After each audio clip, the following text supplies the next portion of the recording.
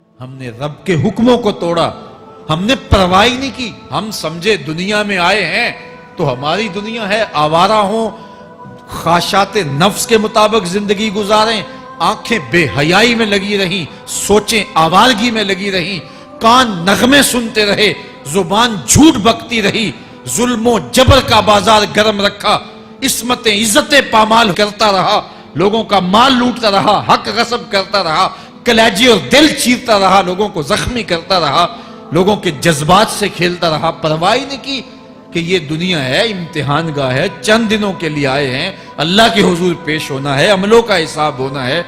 اب جب وہ دیکھیں گے کہ ہمارے ساتھ کیا ہونے والا ہے تو ان کے چہرے پہلے بگڑ جائیں گے۔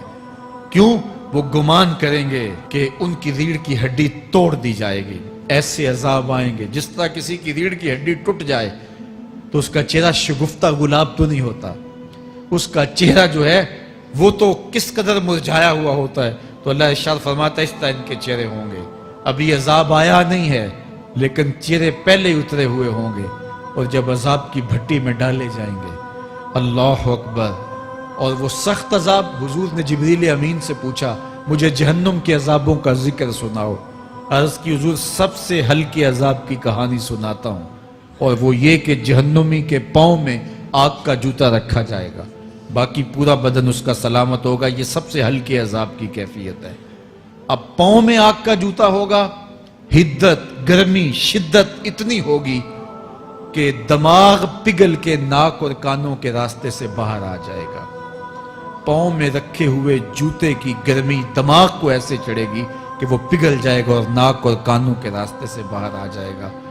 تو اللہ کے عذاب کے خوف سے چہرے بگڑ جائیں گے، حالت سلامت نہیں رہے گی۔ یہ بات ذہن میں رکھیں کہ اللہ جس کو جہنم میں ڈالے گا اس کو اس صورت میں نہیں ڈالے گا، یہ محمدی صورت ہے، یہ شکل اس کی چھین لی جائے گی اور اس کی شکل بڑی کر دی جائے گی۔ اس کا ایک ایک دانت احد پہاڑ جتنا ہوگا۔ احد پہاڑ کا پھیلاؤ 15 کلومیٹر پہ ہے، 15 کلومیٹر کا ایک دانت، اور 32 دانت کتنے ہوں گے تو منہ کتنا بڑا ہوگا۔ اس کو اتنا بڑا اس لیے کیا جائے گا تاکہ وہ عذاب کی تکلیف زیادہ سہے۔ 70 گز موٹی کھال ہوگی، اور کھال جل جائے گی تو اللہ قرآن میں فرماتا ہے ہم نئی کھال دے دیں گے تاکہ عذاب کی تکلیف اس کو گوارا کرنی پڑے۔ پھر چیخے گا، چلائے گا، ہائے مجھے پانی دو، پانی دو، پیاس کی شدت ہے۔ 70 سال تک تو اس کی کوئی آواز ہی نہیں سنے گا۔ 70 سال کے بعد داروغہ جہنم چیخ کر کہے گا کیا مانگتا ہے؟ وہ بولے گا مجھے پانی چاہیے۔ کہا جائے گا تو بے بھی ملتا ہے پانی۔ پھر داروغہ جہنم اسے پانی دے گا، کوکا کولا کی بوتل دے گا یا پیپسی تھما دے گا یا منرل واٹر کی بوتل دے گا؟ نہیں، قرآن بتاتا ہے اسے مائے حمیم دیا جائے گا، کھولتا ہوا پانی، اور وہ اتنا گرم ہوگا جب پینے کے لیے چہرے کے قریب کرے گا اس سے اٹھتی ہوئی بھاپ کی وجہ سے چہرے کی کھال ادھڑ کے اس کے اندر گر پڑے گی، لیکن اس کے باوجود اس کو پینا پڑے گا۔ اللہ فرماتا ہے یہ دنیا ہی سب کچھ نہیں ہے، سمجھ لیا یہی سب کچھ ہے، آخرت کو بھول گئے، صبح اٹھے کام پہ چلے گئے، شام آئے آوارگی میں چلے گئے، صدائیں آتی رہی حی علی الصلاۃ حی علی الفلاح، کوئی پرواہ نہیں کی، نہ پیشانیوں نے سجدے کیے، نہ سوچوں میں پاکیزگی آئی، زندگی یوں گزار کے چلے گئے۔ ایسے نہیں، کہا ایک وہ ہوں گے جن کے چہرے شگفتہ گلاب ہوں گے، ایک وہ ہوں گے جن کے چہرے بگڑے ہوئے ہوں گے۔ اللہ اکبر، کلا اذا بلغت التراقی، یہ تو قیامت کا منظر ہے نا، قیامت سے قبل بھی ایک منظر ہے، اللہ اس منظر کو بھی بیان کر رہا ہے، کلا اذا بلغت التراقی، ہاں جب جان گلے کو پہنچ جائے گی۔ اے انسان تیرے اوپر وہ گھڑی بھی آنے والی ہے، وہ وقت بھی آنے والا ہے جب سانس اس ہنسلی میں اٹک جائے گا، جب سینے سے بھی سانس اوپر چلی گئی، اب ڈاکٹر بھی لا علاج قرار دے رہے ہیں کہ اب علاج نہیں رہا ہے، جان بس اب نکلنا چاہ رہی ہے، اور کہا جائے گا کوئی جھاڑ پھونک والا بلاؤ۔ اب ڈاکٹروں نے تو جواب دے دیا، اب سانس اٹک گئی گلے میں، چند لمحوں کی مہمان ہے، اب ڈاکٹروں نے کہا اب ہماری جانب سے لا علاج ہو گیا، اب لے جاؤ اس کو گھر، یا وینٹیلیٹر پہ ڈال دیتے ہیں اس کو، بس اب ہماری جانب سے کوئی اس کا علاج نہیں ہے.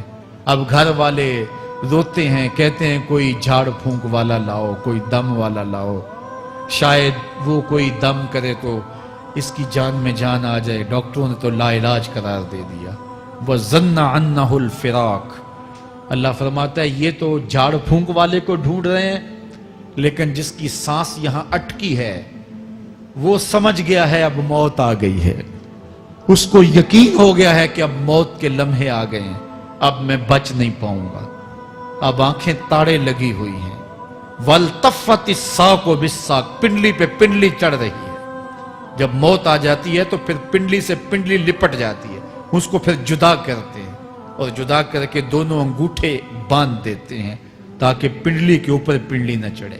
اللہ وہ منظر بیان کرتا ہے, صاحب یہ وقت آنے والا ہے جب دونوں انگوٹھے باندھ دیے جائیں گے, جب ناک میں روئی ٹھونس دی جائے گی, جب چٹے لباس میں کفن دیا جائے گا, جب غسال کے سامنے بے بس پڑے ہوں گے, وہ چاہے یہ بازو اٹھائے چاہے یہ بازو اٹھائے, گرم پانی ڈالے یا سرد پانی ڈالے, جب بس پڑے ہوئے ہوں گے جو ہے وہ غسل دینے والوں کے, اور ناک میں روئی ہوگی اور دونوں انگوٹھے آپس میں بندھے ہوں گے. یہ محل, یہ ماڑی, یہ کوٹھیاں, یہ بنگلے جس کو سویر شام لگ کے حلال حرام کی تمیز کیے بغیر بنایا تھا, غوث اعظم رضی اللہ تعالیٰ عنہ بولے مکان بنا رہا ہے, بسیں گے اور حساب تو جا کے دے گا. اور یہ تو ایک رات بھی تجھے اس گھر کے اندر نہیں رکھیں گے کہ چلو ایک رات مہمان رکھ لیں. کہتے ہیں نہیں نہیں, مہمانوں نے بھی جانا ہے تو جلدی کرو, اس کو سپرد کراؤ. وہ تو تیرا لباس بھی پھاڑ کے اتاریں گے, خود غسل دینے کے لیے تیار بھی نہیں ہے. تجھ سے خوف آنے لگا ہے, جاندی واری ڈرونا بنے ہوتے, ہاتھ نہ لاندے ڈر دے, جنہ لئی تو پاپ کمائے اج کتھے نہیں تیرے کر دے. آج تو وہ تیرے ساتھ تجھے غسل دینے کے لیے آمادہ نہیں ہے. وَالْتَفَّتِ السَّاقُ بِالسَّاقِ. جب پنڈلی پہ پنڈلی چڑھنے لگ جائے گی, إِلَىٰ رَبِّكَ يَوْمَئِذٍ الْمَسَاقُ. اس دن تیرے رب کی طرف ہی لوٹ کے جانا ہے. فَلَا صَدَّقَ وَلَا صَلَّىٰ. اس نے نہ تو سچ مانا اور نہ نماز پڑھی. وَلَٰكِنْ كَذَّبَ وَتَوَلَّىٰ. ہاں جھٹلایا اور منہ پھیر کے چل پڑا. ثُمَّ ذَهَبَ إِلَىٰ أَهْلِهِ يَتَمَطَّىٰ. پھر اپنے گھر کو اکڑتا ہوا چلا. اولا لک فاولا ثم اولا لک فاولا.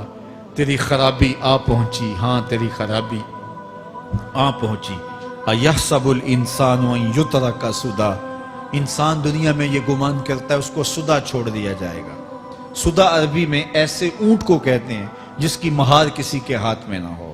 شترے بے مہار, جہاں مرضی جس گھاٹ سے چاہے پانی پیے, جہاں سے مرضی چارہ لے, تو شترے بے مہار کو کہتے ہیں سدا. تو یہ انسان بھی گمان کرتا ہے کہ میں بھی سدا ہوں, مجھے کوئی کیوں پوچھے, میرے جذبات پہ کوئی کیوں قدغن لگائے, مجھے کیوں روکے کوئی.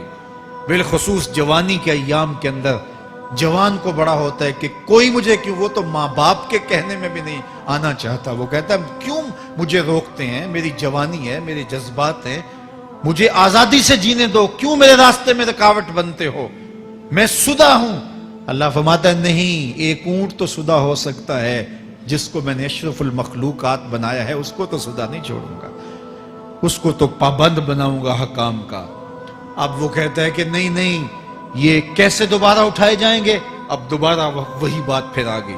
الم یک نطفۃ من منی یمنی. اللہ فرماتا ہے ایک بوند تھی نا, پانی کا ایک قطرہ تھا جو رحم مادر میں رکھا گیا. ثم کان علقہ, پھر وہ پانی کا قطرہ لوتھڑا بنا. فخلق فسوی, پھر اللہ نے اسے پیدا فرمایا اور پھر ٹھیک ہموار کیا. فجعل منہ الزوجین الذکر والانثی, پھر اس سے وہ جوڑ بنائے, کوئی مرد بنایا کوئی عورت بنائی. کہا اب غور کر, اب تیری آنکھیں دیکھتی ہیں, بجلیاں چمکتی ہیں, تیری زبان کا طوطی بولتا ہے, لوگ اشش کرتے ہیں تیری گفتگو پہ, تیری گفتار پہ صدقے جاتے ہیں, تیرے لہجے کے جمال کو دیکھتے ہیں, تیرے سینے کا زور, تیرے پنجوں کی طاقت, تیری دماغ کی تیزیاں اور تیری سوچوں کے اجالے, تیری زوردار ٹانگیں, تیرے کڑیل بازو اور تیری چوڑی چھاتی, اور تیرے گلاب کی پتیوں جیسے ہونٹ، اے انسان یہ سب کچھ کہاں تراشا گیا؟ ماں کے رحم میں، اس تاریکی میں جو 3 پردوں میں تھی، تیرا سر تیرے گھٹنوں میں تھا، اور تیرے رب نے وہاں تیرے اندر نسوانیت یا رجولیت کی صلاحیتیں پیدا کی، تیری آنکھوں میں چمک پیدا کی، تیرے کانوں میں نغمے بکھیرے، تیری زبان کے پٹھوں پہ قوت ذائقہ رکھی، تجھے بولنے کی صلاحیت دی، تیرے پنجوں میں زور رکھا۔ آج تو مفتی شہر ہے، آج تو علامۃ الدہر ہے، آج تو قاضی القضات ہے، آج تو منسٹر ہے، آج تو وزیر اعظم ہے، آج تو پہلوان ہے، آج تو شہزادہ ہے، آج تو بادشاہ ہے، آج تو زوراور ہے، آج تیری طاقت کے کیا کہنے؟ آج شیروں کو تو نچا لیتا ہے، ہاتھیوں کو تو بٹھا لیتا ہے، آج تو بڑا زوراور گھڑ سوار ہے، آج تیری طاقت کے کیا کہنے؟ تو کشتی کرتا ہے، زمانہ دیکھنے آتا ہے، آج تیری طاقت کے شوہرے ہیں، تیری عظمت کے تنتنے ہیں، لیکن انسان تو ایک ناپاک قطرہ تھا اور رحم مادر میں تھا۔ تیرے اندر یہ رنگ کس نے بھرے؟ تیرے کانوں میں نغمے کس نے رکھے؟ تجھے دماغ کی قوتیں کس نے دی؟ زبان کو بولنا کس نے سکھایا؟ آنکھوں میں توانائیاں کس نے رکھی؟ تیری زبان کا طوطی بولتا ہے، یہ سلیقے کس نے دیے؟ پھر اللہ فرمایا، کتنا زوردار بیان ہے، الیس ذالک بقادر علی ان یحیی الموتى، جو ماں کے پیٹ میں ایک نطفے کو ایک خوبصورت انسان بنا سکتا ہے، ہڈیوں کو جوڑ کے دوبارہ انسان نہیں بنا سکتا؟ کیا وہ دوبارہ تجھے کھڑا نہیں کر سکتا اپنے سامنے پیش ہونے کے لیے، جس کے حکموں کو تو نے توڑا ہے، جس کے فرامین کا تو نے مذاق اڑایا ہے؟ کیا وہ اتنا ہی بے بس ہے کہ اپنے حضور تجھے جو ہے وہ کھڑا ہی نہیں کر سکتا ہے؟ جس رب نے تجھے ماں کے شکم میں شکل دی، حضرت شیخ فرید الدین عطار بولتے ہیں، سانے کستی سلاتی می شود، ایسا کاریگر ہے مٹی سے بادشاہ بنا ڈالتا ہے۔ اس نے مٹی سے دارا و سکندر بنائے، اس نے مٹی سے جو ہے وہ رستم و سہراب بنائے، اس نے مٹی سے کیا کیا بنا دیا جو مٹی سے بادشاہ بنا سکتا ہے، جو نطفہ رحم مادر سے جو ہے وہ شکل اور صورت اور رنگ اور جمال بنا دیتا ہے۔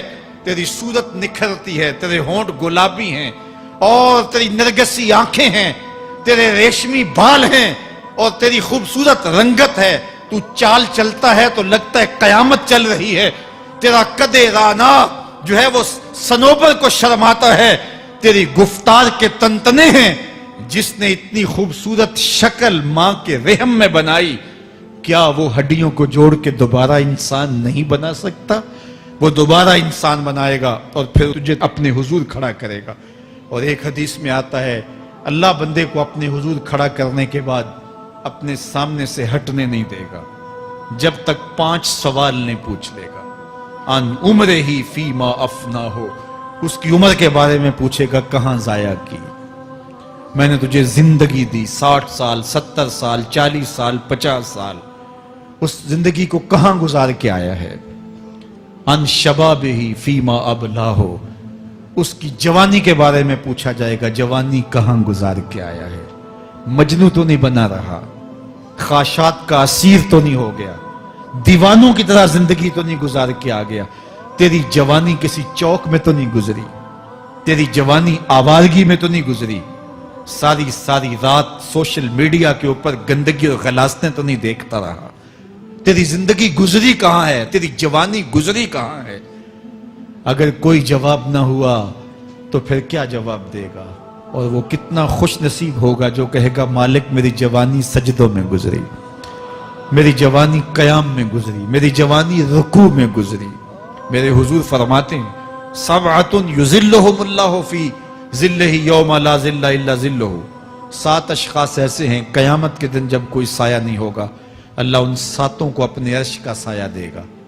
ان میں سے دوسرا شخص میرے حضور نے بیان فرمایا، وشاب نشأ فی عبادت اللہ، وہ جوان جس کی جوانی اللہ کی عبادت میں گزری۔ جوانوں، اپنی زندگی کو مالک کی دہلیز پہ لے آؤ۔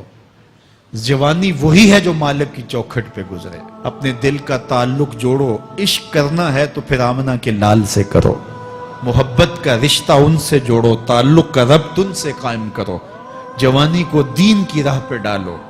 اللہ اکبر۔ سنو میرے حضور کا فرمان، آنا حبیب اللہ، میں اللہ کا حبیب ہوں۔ پھر فرمایا الشاب التائب حبیب اللہ، جو جوان جوانی میں توبہ کرے وہ بھی اللہ کا حبیب ہے۔ آؤ اللہ کے حبیب بن جاؤ، اللہ کے حبیب بن جاؤ، اللہ کے حبیب بن جاؤ، اللہ کے محبوب بن جاؤ۔ لیلۃ القدر کی گھڑیاں ہیں، رات کا پچھلا پہر ہے، اللہ کے حضور یہ عہد کر کے اٹھو، مالک جو زندگی گزر گئی، آئندہ جوانی کا ایک ایک لمحہ تیرے لیے گزرے گا، جیوں گا تو تیرے لیے، مروں گا تو تیرے لیے۔ میری ایک ایک سانس تیرے نام وقف ہوئی، میری زندگی کی ایک ایک ساتھ تیرے نام وقف ہوئی، میں اپنا سب کچھ تیرے لیے پیش کرتا ہوں۔ میری زندگی کا مالک بھی تو ہے، میری موت و حیات کا خالق اور مالک بھی تو ہے، یہ زندگی تو نے دی، تیری امانت ہے، تیرے حضور ہی پیش کرتا ہوں۔